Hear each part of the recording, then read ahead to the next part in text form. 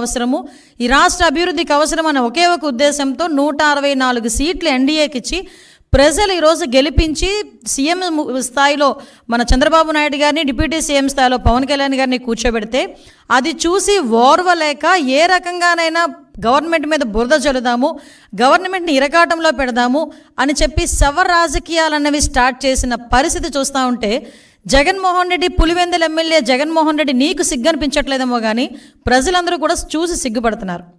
ఎందుకంటే అసలు ఎందుకు ఓడిపోయాము అన్న దాని గురించి వాళ్ళు చర్చించుకోవడం పక్కన పెట్టండి, ఎందుకు ఓడిపోయారన్న సంగతి వాళ్ళందరికీ కూడా తెలుసు. కానీ ఈరోజు ఎక్కడో ఒక మాచర్లలోని వర్గ విభేదాల వల్ల జరిగిన ఒక హత్యను తీసుకొచ్చి దాన్ని వేదికగా మార్చుకొని ఏదో రకంగా తిరిగి తీసుకొచ్చి నంగనాచి కబుర్లు మాట్లాడాలి, ప్రజల్లోని మళ్ళీ ఒక భయాన్ని క్రియేట్ చేయాలి అని చెప్పి బురద జల్లే కార్యక్రమానికి శ్రీకారం చుట్టడానికి అని చెప్పి ఒక డైవర్షన్ పాలిటిక్స్ చేయడానికి ఈరోజు మళ్ళీ జగన్మోహన్ రెడ్డి ముందుకొచ్చి మొన్న ప్రెస్ మీట్లో మాట్లాడాడు.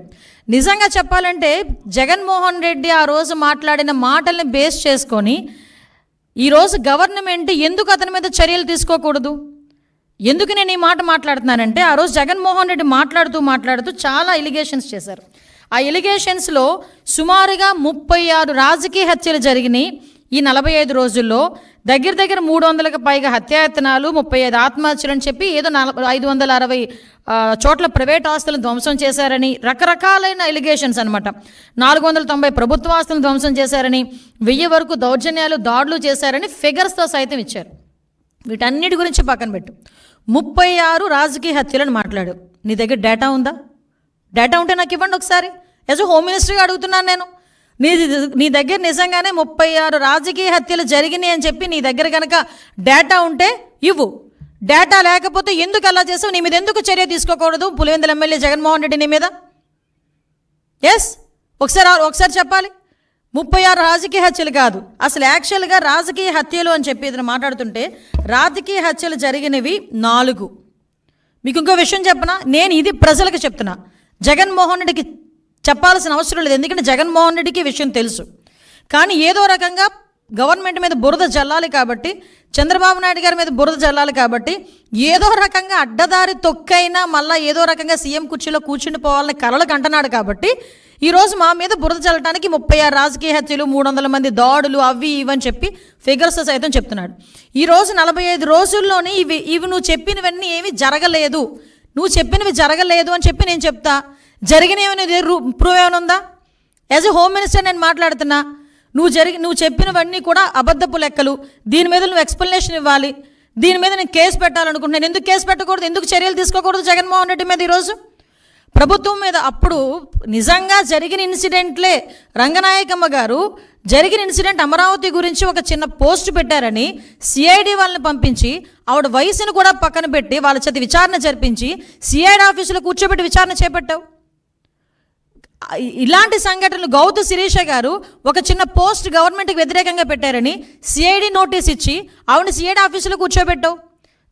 చింతకాయల విజయ్ గారిని, ఇలా చాలామంది మా టీడీపీ లీడర్లని కాకుండా జనసేన లీడర్లని కూడా గవర్నమెంట్ మీద యాడ్వర్స్గా తప్పుగా ఒక పోస్ట్ పెడితేనే, నిజం అయినప్పటికీ కూడా తప్పుగా మీకు వ్యతిరేకంగా ఒక పోస్ట్ పెడితేనే సిఐడి ఆఫీసులను తీసుకొచ్చి నువ్వు కూర్చోబెట్టి చర్యలు తీసుకొని మా మీద ఎంక్వైరీలు వేసావు. ఈ రోజుకి కేసులు నడుస్తున్నాయి, ఈ రోజుకి కేసులు సంబంధించి కోర్టుల చుట్టూ తిరుగుతున్నారు. మరి ఇంత డెలిబరేట్గా ఒక శవాన్ని అంటే పలకరించడానికి వెళ్ళి అక్కడ ఏదో హత్య జరిగింది, ఆ కుటుంబాన్ని పరామర్శించడం మానేసి బయటకు వచ్చి నువ్వు గవర్నమెంట్ మీద ఎలిగేట్ చేసావు. ఎలిగేట్ చేసేటప్పుడు ఎన్ని హత్యలు జరిగినాయి అని ఇలాగని చెప్పి తప్పుడు లెక్కలు నువ్వు ఎందుకు ఆధారాలు చూపించాలి? ఈరోజు నేను చెప్తున్నా, ఒక హోమ్ మినిస్టర్గా ఇక్కడ పొలిటికల్ మర్డర్స్ అనేవి 4 జరిగినాయి. మీకు ఇంకో విషయం చెప్పనండి, ఆ 4 కూడా 3 టీడీపీ వాళ్ళే చచ్చిపోయారు. తెలుసా మీకు? అందులో ఒకడే వైసీపీ వాడు చనిపోయింది. నేను క్రైమ్ నెంబర్తో సైతం ఇస్తా. క్రైమ్ నెంబర్ 137/24, అది దుగ్గిరాల పిఎస్లో 4/6 జూన్ 4వ తారీఖున జరిగింది. చనిపోయింది కాసిం, చంపింది కమల్, వైసీపీ అతను. కావలస్తే మీరు political rivalry, accused to belong to YCP and deceased to TDP due to political rivalry he was killed. The deceased was wearing TDP scarf and moving around which led of alteration. What అలాంటిది ఇంకొకటి క్రైమ్ నెంబర్ 92/24 వెల్దుర్తి 9వ తారీఖున జరిగింది. Deceased TDP M Girinath Chowdary, TDP అతను చనిపోయాడు. సూదేపల్లి రమేష్ ఇతరులు YCP వాళ్ళు accused, అది కూడా political rivalry. Crime number 92/24 Putluru, అక్కడ మాత్రమే ఎరకయ్య అని ఒక వైసీపీ అతను చనిపోయాడు. అక్కడ నరసింహస్వామి అండ్ అదర్స్ టీడీపీ వాళ్ళు ఉన్నారు. Next 4th one 148/24 Rayadurgam PS 9th జరిగింది. ఇది గొల్ల ఆదికేశవులు టీడీపీ ఆయన్ని చంపేశారు. ఎవరు? వైసీపీ వాళ్ళు, కేశవరెడ్డి అండ్ అదర్స్. ఇవన్నీ కూడా పొలిటికల్ మర్డర్స్ జరిగినవి 4. ఆ 4లో 3 చనిపోయింది టీడీపీ వాళ్ళు. ఈరోజు నువ్వు ఏ మొహం పెట్టుకొని 36 హత్యలు, పొలిటికల్ హత్యలు జరిగినాయని చెప్పి ప్రజలను భయభ్రాంతులు చేయడానికి సిద్ధపడుతున్నావు? ఇంకా నీ మాటలు నమ్మేస్తారని అనుకుంటున్నావా జగన్మోహన్ రెడ్డి, పులివెందుల ఎమ్మెల్యే? ఇంకా నీ మాటలు నమ్మేస్తారని జనాలు అనుకుంటున్నావా? దీనికి ఒక ప్రైమ్ మినిస్టర్కి నువ్వు లెటర్ రాసి రాష్ట్రపతి దగ్గరికి వెళ్ళి రాష్ట్రపతి పాలన విధించాలి, ఇక్కడ రాజ్యాంగం అన్నది భ్రష్టు పట్టిపోయిందని నువ్వు మాట్లాడుతున్నావు కదా. అసలు విషయం చెప్పను ఒకసారి. ఆంధ్రప్రదేశ్ హైకోర్టు తమరు 2019లో పీఠం ఎక్కిన తర్వాత 2020లోనే ఇక్కడ కాన్స్టిట్యూషనల్ బ్రేక్ డౌన్ జరుగుతుందని డైరెక్ట్గా హైకోర్టు ఆ రోజు మాట్లాడింది. దీనికేం సమాధానం చెప్తావు? ఆ రోజు 14 సంవత్సరాల సీఎం తర్వాత ఇప్పుడు మళ్ళీ సీఎంగా ఉన్నారు చంద్రబాబు నాయుడు గారు. ఏ రోజైనా అతని హయాంలో, అతని అడ్మినిస్ట్రేషన్లో ఇలాంటి కామెంట్ ఏ కోర్టు అయినా ఎవరైనా చేయగలిగారా? ఒకసారి చెప్పండి.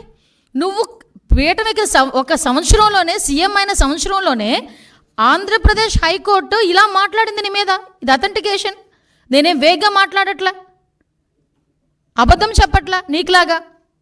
అంటే నువ్వు ఈరోజు పొలిటికల్గా మన కాన్స్టిట్యూషన్ బ్రేక్ డౌన్ అవుతుందని చెప్పి రాష్ట్రపతి పాలన విధించాలని ఏకంగా మాట్లాడుతున్నావంటే నీకు ఎంత తహతహగా ఉందో అధికార పీఠంలో కూర్చునిపోవడానికి నాకు అర్థం. అంటే అధికారం కోల్పోయి నెల రోజులకే ఏ రకంగానైనా దొడ్డిదారిని ఎలా అయినా వెళ్ళిపోవాలని ప్రజల్ని మభ్యపెట్టడానికి నువ్వు చేస్తున్న మైండ్ గేమ్ క్లియర్గా జనాలకు అర్థం కావాలనే ఉద్దేశంతోనే నేను ఈరోజు ప్రెస్ ముందు కూర్చున్నా.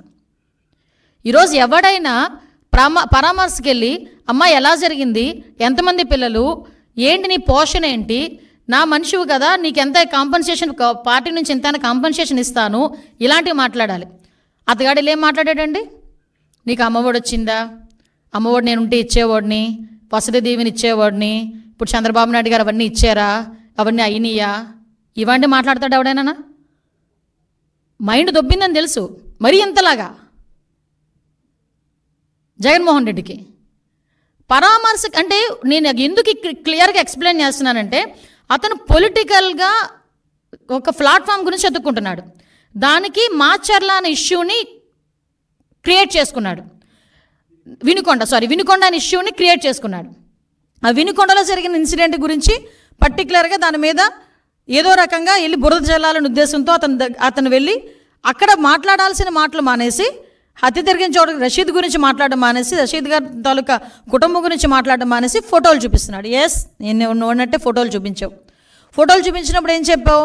ఎమ్మెల్యే గారి భార్యకి కేక్ తినిపించావు. 10 సార్లు నొక్కి నొక్కి నొక్కి నొక్కి చెప్పావు. మా వాళ్ళు సోషల్ మీడియాలో వేస్తున్నారు, భారతి గారితో ఫోటో ఉంది అతనికి సెల్ఫీ. మరి ఎమ్మెల్యే గారి తాలూకా ఒక్క జిలానీనే హత్య చేశాడు, జిలానీనే అరెస్ట్ చేశారు, మిగతా వాళ్ళందరినీ ఎందుకు అరెస్ట్ చేయలేదు, ఇతనితో ఇంతమంది ఫోటోల్లో ఉన్నారు అని నువ్వు అన్నప్పుడు భారతి గారిని కూడా అరెస్ట్ చేయాలా? నిన్ను కూడా అరెస్ట్ చేయాలి. ఎందుకంటే నీతో కూడా సెల్ఫీ ఉంది, నేను చూపించమంటే చూపిస్తా. భారతి గారితో సెల్ఫీ ఉంది. ఎందుకంటే ఇంతకుముందు మీ పార్టీలో చాలా యాక్టివ్ పార్టిసిపెంట్ కదా. వాళ్ళ మధ్యలో ఉన్న వర్గ విభేదాలతో ఒకరినొకరు అక్కడ చంపుకోవడం అనేది తప్పు. నేను దానికి ఏకీభవించట్ల. చంపుకోవడం అనేది ఎట్టి పరిస్థితుల్లో అంత బ్రూటల్గా చంపడం అనేది తప్పు. ఇమ్మీడియట్గా అరెస్ట్ జరిగింది, రిమాండ్కి పంపించాం. ఎక్కడ కూడా ఎటువంటి ఇబ్బంది కలగకుండా చూసుకున్నాం. నువ్వు వెళ్ళి రెచ్చగొడుతున్నావు మళ్ళీ అక్కడికి వెళ్ళి. వినుకొండ నువ్వు వెళ్ళి అక్కడ రెచ్చగొట్టి నువ్వు మళ్ళీ తిరిగి మాట్లాడితే పరిస్థితి వచ్చిందంటే ఒకసారి నీ తాలూకా మైండ్ సెట్ ఒకసారి ఆలోచించు. నువ్వు మళ్ళీ ఈరోజు ఎంత దారుణం అంటే గవర్నర్ గారి దగ్గరికి వెళ్తావట. ఓ పని చేయండి, గవర్నర్ గారి దగ్గరికి వెళ్ళేటప్పుడు మీరు కూల్చేసిన భవనాలు, అదేవిధంగా ఇక్కడ డీజీపీ ఆఫీస్ పక్కన, ఎందుకు ఈ ఎగ్జాంపుల్ చెప్తున్నానంటే డీజీపీ ఆఫీస్కి కరెక్ట్గా 1 కిలోమీటర్ దూరంలో ఉన్న పార్టీ ఆఫీస్ మీద నువ్వు దాడి చేసావు. ఈరోజు చంద్రబాబు నాయుడు గారు చలో ఆత్మకూరు పెడితే అక్కడికి వెళ్ళి చంద్రబాబు నాయుడు గారి ఇంటి గేట్లకి వెళ్ళి పెద్ద పెద్ద రాడ్లు తాడ్లు కట్టి బంధించావు. చంద్రబాబు నాయుడు గారి ఇంటి మీదకి నీ తాలూకా ఎమ్మెల్యే ప్రమోషన్ గురించి చంద్రబాబు నాయుడు గారి ఇంటి మీద జోగి రమేష్ వెళ్ళి దాడి చేశాడు. ఇలాంటి సంఘటనలు మా తోట చంద్రయ్య అనే బీసీ వ్యక్తిని జై జగన్ అన్నందుకు పీక కోసేసి చంపేశావు. మరి వీటన్నిటి మీద మేమెవరి దగ్గరికి వెళ్ళాలి? ఆ రోజు మేము వెళ్ళి ఉండాలి. ఆ రోజు ఇవన్నీ మేము ఆ రోజు ఇలాంటి సంఘటనలు మేము కూడా ఒక బుక్ వేసాం. ఆ రోజు జరిగిన సంఘటనలన్నీ నేను అథెంటికేషన్గా ఉమెన్ ప్రెసిడెంట్గా ఉండేటప్పుడు మహిళా కమిషన్ చైర్పర్సన్ దగ్గరికి వెళ్ళి అమ్మ ఇంతమంది మీద అఘాయిత్యాలు జరిగినాయి, ఇంతమంది మీద హత్యలు జరిగినాయి, విత్ క్రైమ్ నెంబర్స్ నేను తీసుకెళ్ళి ఇచ్చాను. నీ దగ్గర అలాంటి అథెంటికేషన్ ఏదైనా ఉందా? నీ దగ్గర అలాంటి ప్రూవ్ ఏమైనా ఉందా? తీసుకొచ్చి చూపించు. నేను ఈరోజు హోమ్ మినిస్టర్ హోదాలో అడుగుతున్నా. నేను మానేసి వేగ్గా మైక్ ఉంది కదా, నాకు ఒక ఛానల్ ఉంది కదా, నోటుకు వచ్చినట్టు మాట్లాడతాను, ప్రిపేర్ అయ్యి వచ్చాను, ఎవడు మధ్యలో అడ్డగించొద్దు, ఎవడు మధ్యలో ఆపొద్దు అని చెప్పి నోటుకు వచ్చినట్టు మాట్లాడేస్తానంటే ఎందుకు చట్టం ఊరుకోవాలి అని అడుగుతున్నా. ఆ రోజు నువ్వు ఎవరినైతే ఉపయోగించుకొని పోలీసులను ఉపయోగించుకొని ఎంతమంది మీద ఇబ్బంది పెట్టావు. ఈరోజు పోలీసులకి సంబంధించి నేను చూస్తూ ఉంటే నిజంగా చాలా బాధ అనిపిస్తూ ఉంది నాకు. వాళ్ళ పరిస్థితి ఏంటరా అంటే ఈరోజు కనీసం పోలీసు వ్యవస్థ ఒక ఇన్వెస్టిగేషన్కో మీకు విషయం చెప్పాలండి. ఇక్కడ ఫోరెన్సిక్ ల్యాబ్ కేవలం అమరావతిలో ఉన్న పాపానికి దానికి సంబంధించి డబ్బులు కూడా ఇవ్వలే తెలుసా మీకు. మళ్ళీ ఈరోజు మేము 9 కోట్ల సెంట్రల్ గవర్నమెంట్ని తెచ్చుకున్నాం. దానికి ఒక అమరావతిలో ఉన్నది అన్న ఒకే ఒక పాపానికి అమరావతిని కిల్ చేయాలి కాబట్టి అక్కడ జరిగే ఫోరెన్సిక్ ల్యాబ్ను కూడా మీరు కిల్ చేసేసావు. ఒక వెహికల్స్ లేవు, సీసీ కెమెరాస్ లేవు, మెయింటెనెన్స్ లేదు, ఈవెన్ ఫింగర్ అథెంటికేషన్ అది లేదు. వాటన్నిటికీ కూడా ఈరోజు అంటే అన్నీ కూడా నిర్వీర్యం చేసి కేవలం నీ దగ్గర నీ కాపలాకి 1000 మంది పోలీసులను ఇంటి దగ్గర పెట్టుకొని నువ్వు రోడ్డు మీద వెళ్తే పరదాలు కట్టడానికి, నువ్వు రోడ్డు మీద వెళ్తే చెట్లు నరగడానికి, నువ్వు రోడ్డు మీదకి వెళ్తే బారికేడ్స్ చేయడానికి, నీకు కాపలా చేయడానికి మాత్రమే 5 సంవత్సరాలు పోలీసులను ఉపయోగించుకున్నావు. దాంతోపాటు టీడీపీ లీడర్స్ దగ్గర ఎవరు ఇంట్లోంచి బయటకు రాకుండా ఉండడానికి. ఈ నెల రోజుల్లో చంద్రబాబు నాయుడు గారు అవుట్డోర్ ప్రోగ్రామ్స్ ఎన్ని చేశారండి? ఎక్కడైనా పరదాలు కట్టారా? ఎక్కడైనా బ్యారికేడ్ వేసారా? ఏ వైఎస్ఆర్సీపీ లీడర్నైనా ఇంట్లో పెట్టి బంధించామా? ఎక్కడైనా ఎవరినైనా హౌస్ అరెస్ట్ చేసావా? మరి ఎందుకు నువ్వు ఆ రోజు అలా చేయలేకపోయావు? ఈరోజు చంద్రబాబు నాయుడు గారు డెలిబరేట్గా యాజ్ పర్ ప్రజాస్వామ్యం ప్రకారం అతను ఎక్కడికైనా వెళ్తున్నప్పుడు కూడా ఎక్కడ కూడా ప్రజలకు ఇబ్బంది లేకుండా చేసుకునే పరిస్థితి చేసుకుంటున్నారు. ఇందులో నువ్వు రాష్ట్రపతి పాలన ఎక్కడ అడుగుతావు? నువ్వు చైల్డ్ అబ్యూజింగ్స్ మాట్లాడుతున్నావు. నీ హయాంలో గురించి క్రిమినల్స్ ఏదైతే మహిళల మీద దాడులు, మహిళల మిస్సింగ్లు చూసుకుంటే క్రైమ్ రిపోర్ట్ ప్రకారం కూడా, నేషనల్ క్రైమ్ రిపోర్ట్ ప్రకారం కూడా చూసుకుంటే తమరి హయాంలో డబుల్ అయినాయి. చాలామందిని ఈ రోజుకి కూడా పట్టుకోలే. ఎగ్జాంపుల్ చెప్పమంటావా? రాజమండ్రి దగ్గర తమరందరూ కలిపి వెళ్ళి దిశ పోలీస్ స్టేషన్ ఓపెన్ చేసి ఆడవాళ్ళందరితో పాటు నువ్వు కూడా వెళ్ళి ఒక రిబ్బన్ కట్ చేసి వచ్చావు. ఆ రోజు సాయంత్రానికి గ్యాంగ్ రేప్ అయిన ఒక అమ్మాయిని ఆటోలో వదిలేస్తే ఈ రోజు వరకు ఆ నిందితులను పట్టుకోలేదు. అంతవరకు ఎందుకయ్యా? తాడేపల్లి నీ ఇంటి దగ్గర ఒక గ్యాంగ్ రేప్ జరిగితే కాబోయే భర్త ముందు భార్యని అత్యాచారం చేస్తే వెంకటరెడ్డి అన్నవాడిని ఈ రోజుకి కూడా పట్టుకోలేకపోయావు. ఆ రోజు 5 సంవత్సరాలు నీకు సరిపోలేదు. ఈరోజు ఎక్కడైనా జరిగిన ఏ ఇన్సిడెంట్లోనైనా చైల్డ్ అబ్యూజింగ్స్లో ఇమ్మీడియట్గా మేము అరెస్ట్ చేసి పోక్సో యాక్ట్ కింద వాళ్ళని లోపల పెట్టి రిమాండ్కి పంపించి ఇమ్మీడియట్గా స్పెషల్ కోర్టులు కూడా ఏర్పాటు చేసి వాళ్ళకి అతి తొందరగా శిక్ష పడేటట్టు కూడా చంద్రబాబు నాయుడు గారు ఆదేశాలు జారీ చేశారు. జగన్మోహన్ రెడ్డి నిన్ను ఒకటి అడుగుతున్నా. లాస్ట్ 5 సంవత్సరాలు సీఎంగా ఉన్నావు కదా, రమ్య హత్య కేసు గురించి నువ్వు మాట్లాడలే, స్నేహలత హత్య కేసు గురించి మాట్లాడలే, ఆఖరికి అనుష హత్య కేసు గురించి నువ్వు మాట్లాడలే, నీ నియోజకవర్గంలో జరిగిన నాగమ్మ హత్య కేసు గురించి కూడా నువ్వు ఏ రోజైనా మాట్లాడేవా నోరిప్పి? బట్ మా సీఎం గారు మొన్న రీసెంట్గా చీరాల్లో ఒక హత్య జరిగితే ఇమీడియట్గా నన్ను అక్కడికి పంపించి 36 గంటల్లో నిందితులను పట్టుకుని అమ్మాయికి ఎక్స్గ్రేషియా కూడా ఇచ్చొచ్చాం. ఇప్పుడు కూడా చైల్డ్ అబ్యూజింగ్స్ ఎక్కడైనా జరుగుతున్నాయి, చిన్నపిల్లల మీద అఘాయిత్యాలు జరుగుతున్నాయి అని సంఘటన తెలిసిన వెంటనే నాకన్నా ముందు ఆయన స్పందిస్తున్నారు, ఆయన మాట్లాడుతున్నారు పోలీస్ డిపార్ట్మెంట్ వాళ్ళతో. అది అడ్మినిస్ట్రేషన్ అంటే. అసలు ఏ రోజు కూడా ఈవెన్ గాంజా మీద కానీ, చిన్నపిల్లల మీద హత్యలు రేపుల మీద కానీ ఏ రోజైనా హోమ్ డిపార్ట్మెంట్ని కూర్చోబెట్టి ఒక రివ్యూ అయినా చేసావా? నువ్వు ఈరోజు లా అండ్ ఆర్డర్ గురించి మాట్లాడుతూ ఉంటే, నీతులు చెప్తా ఉంటే సిగ్గు అనిపించట్లేదా? మేము సిగ్గుపడాలా ఈరోజు? ఇది నేను ప్రజలకి చెప్పాలి ఈ విషయాలన్నిటి. ఎంత దారుణంగా మా మీద బురద చల్లడానికి, మన మీద బురద చల్లడానికి. ఎందుకు మన అన్నారంటే, ఈరోజు ప్రజలందరూ కూడా మ్యాండేట్ ఇచ్చి ఈరోజు చంద్రబాబు నాయుడు గారిని కూర్చోబెట్టారు. అంటే చంద్రబాబు నాయుడు గారి మీద ఒక మాట మాట్లాడుతున్నారంటే ప్రజలందరి మీద కూడా మాట్లాడినట్టే. చంద్రబాబు నాయుడు గారు is not a common man. CM ఆయన, రాష్ట్ర ముఖ్యమంత్రి, ప్రజల చేత ఎన్నుకోబడిన రాష్ట్ర ముఖ్యమంత్రి. మీకు ప్రూవ్ ఉంది, మాట్లాడండి, మేము సరిదిద్దుకుంటాం. ఎస్, ఇది ఇలా జరుగుతుంది, మీరు చెప్పండి, నిజమైతే కనుక మేము యాక్షన్ తీసుకుంటాం. యాక్షన్ తీసుకోకపోతే మీరు మాట్లాడండి. అంతేగాని ఒక వర్గ విభేదాల మధ్యలో జరిగిన వినుకొండ ఇష్యూని బేస్ చేసుకొని ఈరోజు ఒకసారి అక్కడికి వచ్చి కూర్చొని నేను నాకు నోటుకు వచ్చినట్టు మాట్లాడతానని మాట్లాడి దాన్ని ప్లాట్ఫామ్ కింద తీసుకొని జగన్మోహన్ రెడ్డి ఉండుంటే వసతి దీవెన వచ్చేది.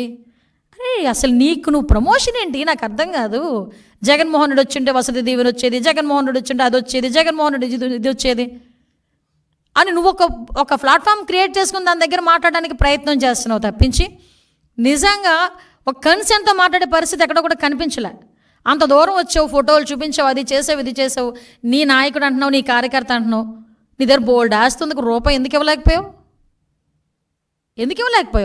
తోట చంద్రయ్య చనిపోయినప్పుడు ఆర్థిక సహాయం చేయలేదు తెలుగుదేశం పార్టీ. నాకు తెలిసి 25 లక్షలు 30 లక్షలు ఇచ్చారు, ఇంకెక్కువ ఇచ్చినట్టున్నారు, దగ్గర ఎక్కువ ఇచ్చారు. అంటే నేను ఎందుకు చెప్తున్నానంటే నువ్వు నిజంగా భుజాన్ని వేసుకొని నీ కార్యకర్తని భుజాన్ని వేసుకొని ఆ రోజు వచ్చేసి శాంతి భద్రతల గురించి, లా అండ్ ఆర్డర్ గురించి, ఆటవిక పరిపాలన సాగుతుందని నీ నోట్ నుంచి అలాంటి మాటలు వస్తుంటే, అలవాటుగా వచ్చేస్తుంటే అలాంటి మాటలు నిజంగా నవ్వొస్తుంది. చిత్రమైన విషయం ఏంటంటే మొన్న 17వ తారీఖున, ఈ నెల 17వ తారీఖున శాంతి భద్రతల మీద ఆయన ఒక శ్వేతపత్రాన్ని విడుదల చేయాలని అనుకున్నారు, ప్రకటించారు. ప్రకటించిన తర్వాత ఆ శ్వేతపత్ర విడుదలని వాయిదా వేసుకున్నారు. ఇక్కడ నేను చాలా సూటిగా ప్రశ్నిస్తున్నా, ఎందుకు వాయిదా వేసుకున్నారు అని అడుగుతా ఉన్నా. ఎందుకు వాయిదా వేసుకున్నారో నేను ప్రత్యేకంగా చెప్పాల్సిన అవసరం లేదు. ఎందుకంటే 5 సంవత్సరాలలో వైఎస్ఆర్ కాంగ్రెస్ పార్టీ పరిపాలన చేసినప్పుడు మా మీద లా అండ్ ఆర్డర్లో సంబంధించిన విషయాల మీద వారు ఆరోపణ చేసినటువంటి ఆరోపణల కన్నా కూడా కేవలం ఈ 45-46 రోజుల్లోనే అంతకన్నా ఘోరమైనటువంటి వైఫల్యాలు ప్రజల కళ్ళకు కనిపిస్తున్నాయి. ఆరోపణలు మాత్రమే చాలా స్పష్టంగా కనిపిస్తా ఉన్నాయి. ఈ కనిపిస్తున్నటువంటి నేపథ్యంలో శ్వేతపత్రం రిలీజ్ చేస్తే ప్రజలు దాన్ని రిసీవ్ చేసుకోలేరనే ఉద్దేశంతో శ్వేతపత్రాన్ని రిలీజ్ చేయకోకుండా పారిపోయేటటువంటి పరిస్థితి చంద్రబాబు నాయుడు గారికి కలిగింది. ఆయన అంతరాత్మ అంగీకరించలా. నేను ఈ పరిస్థితుల్లో శ్వేతపత్రం 5 సంవత్సరాలు మీరు ఘోరాలు చేశారు, పాపాలు చేశారు, నేరాలు చేశారు అని నేను చెప్తే ప్రజలు మీరేం చేశారు ఈ నెల 15 రోజుల్లోనో ఈ 46 రోజుల్లోనో మీరేం చేశారని ప్రశ్నిస్తారనేటువంటి భయంతో ఆయన ఇప్పుడు ఏం చెబుతుందంటే అసెంబ్లీలో మేము శ్వేతపత్రం రిలీజ్ చేస్తాం. మరి అన్ని అసెంబ్లీలు చేయొచ్చుగా, ఇక్కడ ఎందుకు చేయలేదు? ఆ నేపథ్యం అలా ఉందని ఈ సందర్భంగా నేను మనవి చేస్తున్నాను. ఈ సందర్భంగా కొన్ని విషయాలను మీడియా ద్వారా రాష్ట్ర ప్రజానీకానికి తెలియపరచాలనే ఉద్దేశంతో ఒక ప్రయత్నాన్ని నేను చేస్తున్నా. దానిలో ప్రధానమైనది ఏంటంటే 3 విషయాలను, ఇక్కడ మచ్చుకు 3 విషయాలను మాత్రం ప్రస్తావన చేస్తా. అదేమిటంటే మన ఉమ్మడి జిల్లాలో, పల్నాడు జిల్లాలో వినుకొండలో జరిగినటువంటి ఒక దారుణమైన హత్య. అది సోషల్ మీడియాలో కానీ మరో రకంగా కానీ అందరూ చూసే ఉంటారు. ఎంత దారుణంగా హత్య జరిగిందో నేను ప్రత్యేకంగా చెప్పాల్సినటువంటి అవసరం లేదు. దీన్ని వాళ్ళు ఏం చెప్తారంటే ఇది రాజకీయ హత్య కాదు, 2 మిత్రుల మధ్యన జరిగినటువంటి హత్య అని అటు పోలీస్ వైపు నుంచి ఇటు ప్రభుత్వం వైపు నుంచి చెప్పి దీన్ని డైల్యూట్ చేయాలనేటువంటి ప్రయత్నం చేస్తున్నారు. నేను మనస్ఫూర్తిగా చెప్తున్నా, అందరికీ తెలుసు పల్నాడులో రషీద్ అనేటువంటి మరణించినటువంటి వ్యక్తి డిసీజ్ వైఎస్ఆర్ కాంగ్రెస్ పార్టీకి చెందినటువంటి వ్యక్తి. జిలానీ అనే అతను ప్రస్తుతం తెలుగుదేశంలో ఉన్నారు. అంతకుముందు వైసీపీలో ఉన్న మాట వాస్తవం. ఒక 2 సంవత్సరాల క్రితమో సంవత్సరం క్రితమో ఉన్నారు. ఎలా ఉన్నారంటే లావు శ్రీకృష్ణదేవరాయలు గారు కూడా మా పార్టీలో ఉన్నారు కదా అప్పుడు, అట్లాగే అప్పుడు ఉన్నారు. ఎలా అంటే పార్థసారథి గారు మా పార్టీలో ఉన్నారు కదా అప్పుడు, అలాగే ఉన్నారు. అలాగే ఆనం రామనారాయణ రెడ్డి గారు మా పార్టీలో ఉన్నారు కదా, అలాగే ఉన్నారు. అక్కడ తెలుగుదేశంలోకి వెళ్ళారు. తెలుగుదేశంలోకి వెళ్ళి అక్కడ ఉన్నటువంటి స్థానిక శాసనసభ్యుడు ఆంజనేయులు గారి ప్రోద్బలంతో, అలాగే మక్కిన మల్లికార్జున గారి ప్రోద్బలంతో దౌర్జన్య కాండలను నిర్వహించేటటువంటి క్రమంలో అతి దారుణంగా ఒక యువకుణ్ణి, కక్షలు లేవు, కార్పణ్యాలు లేవు. నేను అడుగుతా ఉన్నా, పోనీ ఆ రషీద్ అనే అతను ఇంతకుముందు ఏమన్నా హత్య చేశాడా, ఎవరన్నా పొడిచాడా, ఏదైనా క్రిమినల్ కేసు చేశాడా? అలాంటి వ్యక్తిని అతి దారుణంగా రోడ్డు మీద చంపేశారు. దీన్ని ప్రశ్నిస్తే జగన్మోహన్ రెడ్డి గారు వెళ్ళి పరామర్శిస్తే భరించలేకపోతున్నారు. అది వ్యక్తిగతమైన తగాదా? నేను అడుగుతా ఉన్నానండి, అది వ్యక్తిగతమైన తగాదా అనుకున్నాను కాసేపు. వాళ్ళిద్దరిది స్థానికంగా ఉన్న శాసనసభ్యుడు కానీ, స్థానికంగా ఉన్నటువంటి పార్లమెంట్ సభ్యులు కానీ, లావు శ్రీకృష్ణదేవరాయలు గారి, ఆంజనేయులు గారు కానీ వెళ్ళి మరణించినటువంటి కుటుంబాన్ని ఎందుకు పరామర్శించలేదు? చెప్పండి దీనికి సమాధానం. నిజంగా అది రాజకీయాలకు సంబంధం లేదు, ప్యూర్లీ ఏ డిస్ప్యూట్ బిట్వీన్ టూ ఇండివిజువల్స్. ఎందుకు మీరు సంప్రదించలేకపోయారు? నేను మనవి చేస్తున్న ఎఫ్ఐఆర్ లో కూడా స్థానిక శాసనసభ్యుడి మీద, మల్లికార్జున గారి మీద ఆరోపణలు చేయడం జరిగిందని కూడా ఎఫ్ఐఆర్లు, ఇంక్లూడింగ్ ఎఫ్ఐఆర్లో ఆరోపణలు చేయడం జరిగిందని కూడా నేను ఈ సందర్భంగా మనవి చేస్తున్నా. ఇందాక హోంమంత్రి గారు మాట్లాడుతున్నారు, అది గంజాయి తాగిన మొత్తంలో నరికేశాయంట. గంజాయి పాపం మాదంట. మరి మీ దుంపదగా మీరు వచ్చి అనాలైంది? మీ పోలీసు వ్యవస్థ పనిచేస్తుంది కదా, మీ ఎస్పీని ట్రాన్స్ఫర్ చేసుకున్నారు కదా, అంటే ఇంకా గంజాయి విచ్చలవిడిగా దొరుకుతుందన్నమాట. ఆ పాపం మాదా? అది వెళ్ళి కొడతా. నెల 15 రోజులు మీ పరిపాలన వచ్చినా కూడా వినుకొండలో బహిరంగంగా గంజాయి దొరుకుతుందని మీరే అంగీకరిస్తే ఏం చెప్పాలి? హోంమంత్రి సాక్షాత్తు అంగీకరిస్తే ఇది ఏదో ఒక విధంగా మసిపూసి మారేడికాయ చేసి వినుకొండలో జరిగినటువంటి పొలిటికల్ హత్యని ఒక ఇండివిజువల్ హత్యగా తీర్చిదిద్దాలనేటువంటి ప్రయత్నం అటు పోలీసు వారు, ఇటు తెలుగుదేశం వారు, దాంతోపాటు హోంమంత్రి గారు, ముఖ్యమంత్రి గారు వీళ్ళందరూ ప్రయత్నం చేస్తున్నారు.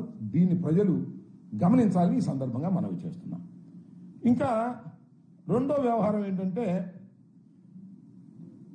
ముచ్చుమర్రి. మీ అందరికీ తెలుసు, కథ నడుస్తూ ఉన్నది. ముచ్చుమర్రి ప్రాంతంలో ఒక బాలిక ఈ నెల 7వ తారీఖున 10 గంటలకు ఆడుకునేందుకు ఇంటి బయటకు వస్తే ఆమెని, ఆ బాలికని రేప్ చేసి తరువాత మర్డర్ చేసి తునాతునకలు చేసి కృష్ణలో పడేశాడనేటువంటి కథను వినిపిస్తా ఉన్నది. పోలీసు వారు దానిలో ఏం చేశారు? ఇంతవరకు శవాన్ని కానీ ఆ ఆచూకీ కానీ కనిపెట్టగలిగారా? ఎందుకు కనిపెట్టలేకపోయారని అడుగుతా ఉన్నా ఈ పోలీస్ వ్యవస్థని. హోంమంత్రి గారిని అడుగుతా ఉన్నా, ముఖ్యమంత్రి గారిని అడుగుతా ఉన్నా. ఇదంతా పోయి నేను చాలా చిత్రమైన విషయం ఏంటంటే, ఒక కుర్రవాడిని దురదృష్టవశాత్తు మరి అతను తీసుకొచ్చారు. వాడు అనుమానితుడని వాడు ఎరగొట్టారు. పోలీస్ స్టేషన్ చనిపోయాడు. అతని మీద గాయాలు ఉన్నాయి. ఇది నేను చెప్తున్నటువంటి అంశం కాదు. ఇది పోలీసుల విచారణలో వ్యక్తి మృతి. ఇది ఈనాడులో వచ్చింది, వారి పత్రికలో. పోలీస్ విచారణలో వ్యక్తి మృతి. పోలీసు విచారిస్తుండగా ఆ వ్యక్తిని కొడితే ఆ వ్యక్తి మరణించినటువంటి సందర్భం. Lockup death. దళితుడు అతను, పైగా లాకప్ డెత్ చేస్తే దాన్ని మసిపూసి మారేడికాయ చేసేసి అంతటితో క్లోజ్ చేసేసి దహనం చేసేసి కార్యక్రమం చేస్తున్నారు. ఇది ప్రభుత్వ హత్య. దీని మీద న్యాయ విచారణ జరపవలసినటువంటి బాధ్యత ఉన్నది. నిజంగానే ఈ ప్రభుత్వానికి చిత్తశుద్ధి ఉంటే అనుమానితుడిని తీసుకొచ్చి ఇష్టం వచ్చినట్టుగా కొట్టి అతన్ని మరణానికి కారణమైనటువంటి పోలీసు వ్యవస్థ మీద తక్షణమే యాక్షన్ తీసుకోవాలి, విచారణ జరపాలి.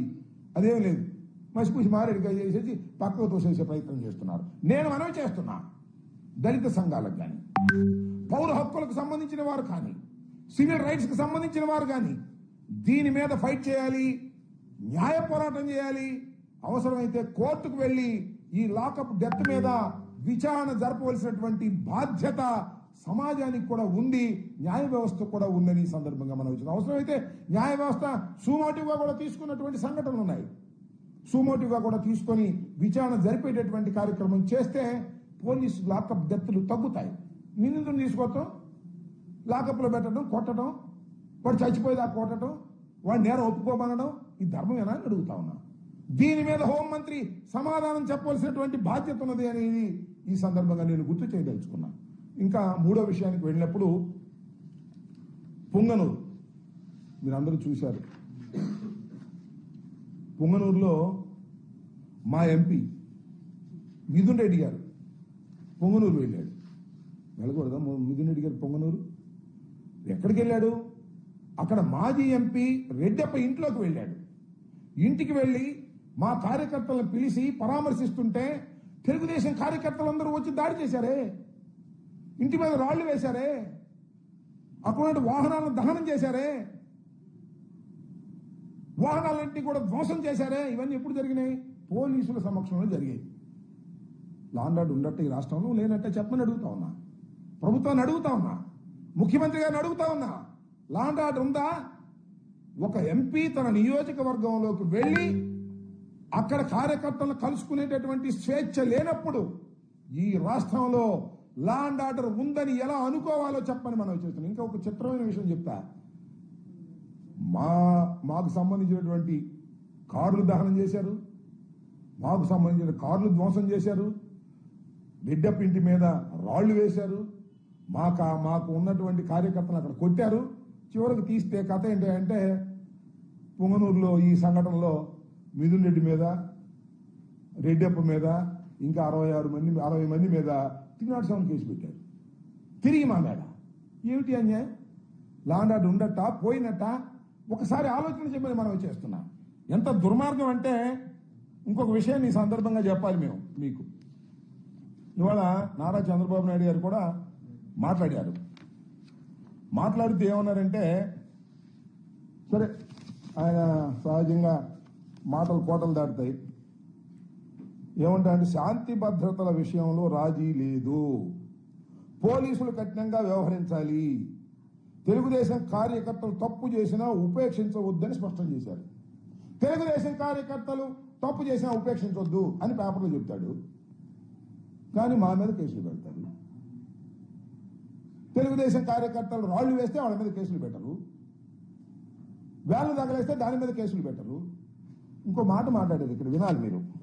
హోంమంత్రి అనిత మరింత చురుగ్గా పనిచేయాలి. ఇది చంద్రబాబు నాయుడు గారు అన్నమాట, ముఖ్యమంత్రి గారు అన్నమాట.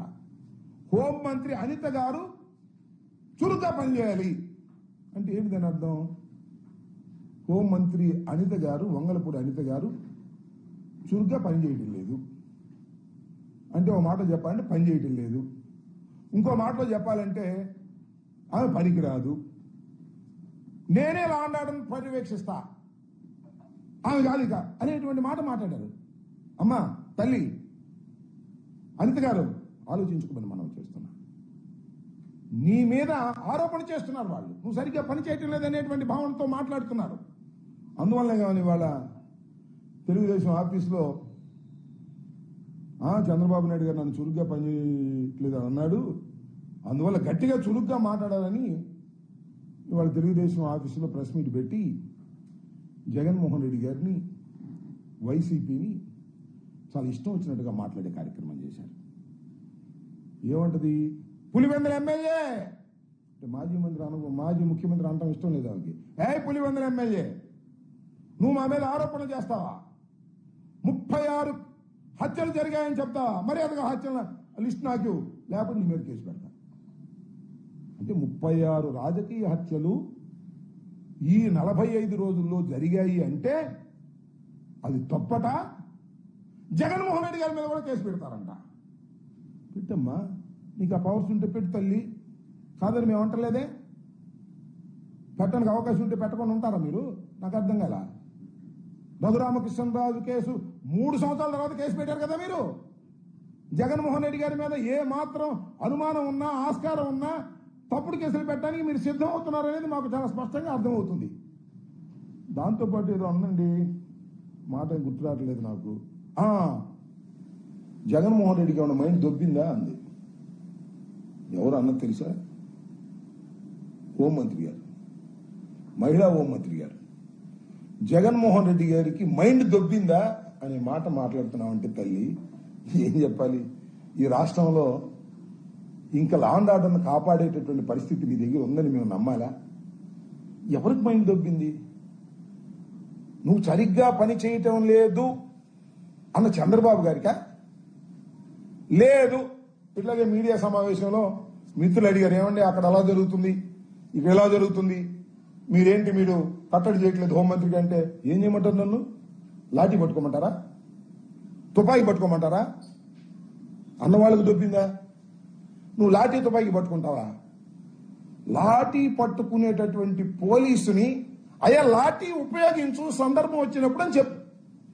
తుపాకీ పట్టుకున్నటువంటి పోలీసు వారిని, ఎస్ఐని, సిఐని, డిఎస్పీని అవసరమైతే తుపాకీ ఉపయోగించమని చెప్పు, అన్ని సర్దుకుంటాయి. నువ్వు లాఠీ పట్టుకోవాల్సిన అవసరం ఏముంది? నువ్వు తుపాకీ పట్టుకోవాల్సిన అవసరం ఏముంది? ఎంత వ్యవస్థ ఉంది, ఎంతమంది ఐపీఎస్ ఆఫీసర్లు ఉన్నారు, ఎంతమంది డీజీపీ ఐజీలు ఉన్నారు, ఎంతమంది ఎస్పీలు ఉన్నారు, ఎంతమంది డిఎస్పీలు ఉన్నారు. వీళ్ళందరినీ వదిలేసి నన్ను లాఠీ పట్టుకోమంటారా, నన్ను తోటా పట్టుకోమంటారా, నన్ను తుపాకీ పట్టుకోమంటారా అంటానంటే అంటే జగన్మోహన్ రెడ్డి గారికి మైండ్ దొబ్బింది. ఏం మాటలవి? ఒక పద్ధతి లేకోకుండా మాట్లాడేటువంటి కార్యక్రమం చేస్తున్నారు. మొత్తం జరిగినవన్నీ కూడా నేను ఎత్తిన పడేస్తారు, గుర్తుపెట్టుకోమని మనవి చేస్తున్నా. కాస్త జాగ్రత్తగా మాట్లాడండి. మీరు ఇటువరకు లాగా తెలుగుదేశం మహిళా అధ్యక్షురాలు కాదు, యూఆర్ రెస్పాన్సిబుల్ పోస్ట్ లో ఉన్నారు. ఈ రాష్ట్రంలో హోంమంత్రిగా ఉండి లా అండ్ ఆర్డర్ను కాపాడవలసినటువంటి వ్యక్తులు మీరు. బాధ్యత మీకున్నది. మీ దగ్గర పెద్ద వ్యవస్థ ఉన్నది. అదే అంటే పోలీస్ వ్యవస్థ నిర్వీర్యం చేసి ఎన్నా చెప్తారమ్మా? ఈ కథలు నాకు అర్థం కాల. ఎన్నా చెప్తారు పోలీస్ వ్యవస్థ నిర్వీర్యం అయిపోయింది అని ఎన్నా చెప్తారు? ఓ నెల చెప్పారు, 2వ నెల వచ్చింది, ఇంకా చెప్తానే ఉంటారా? అదేమంటే వివేకానంద హత్య, గులకరాయి, కోడికత్తి ఎన్నా చెప్పుకుంటారమ్మా? నేను అవన్నీ చెప్పే కదా. మీరు అధికారంలోకి వచ్చారు, ప్రజలు నమ్మారో నమ్మలేదో కారణాలేంటో అది వేరే విషయం. మేము అపోజిషన్లో ఉన్నాం, కేవలం 11 సీట్లతో పరిమితమై ఉన్నాం మేము. ఇంకా మీరు ఆ కథలు చెప్తే అట్టదు, మీ కథలు చెప్పండి. మేమేదైనా అడిగితే వినుకొండలో హత్య జరిగింది, దీనికి కారణం ఎవరంటే అక్కడ బాబాయిని హత్య చేశారు, ఇదే సమాధానం. మచ్చుమరిలో బాలిక యొక్క ఆచూకీనే మీరు చెప్పలేకపోయారు, చివరికి డెడ్ బాడీని కూడా పట్టుకోలేకపోయారంటే ఇంకో కథ మీరు చెప్తారు. ఇలా కథలు చెప్పేటటువంటి కార్యక్రమం కాదు. మేము ఓటమి పాలయ్యాం, అధికారంలోకి మీరు వచ్చారు, ఇంకా మమ్ముల్నే దూషిస్తూ కాలయాపన చేయటం అనేది సమంజసమైనటువంటి అంశం కాదని ఈ సందర్భంగా నేను మనవి చేస్తున్నాను.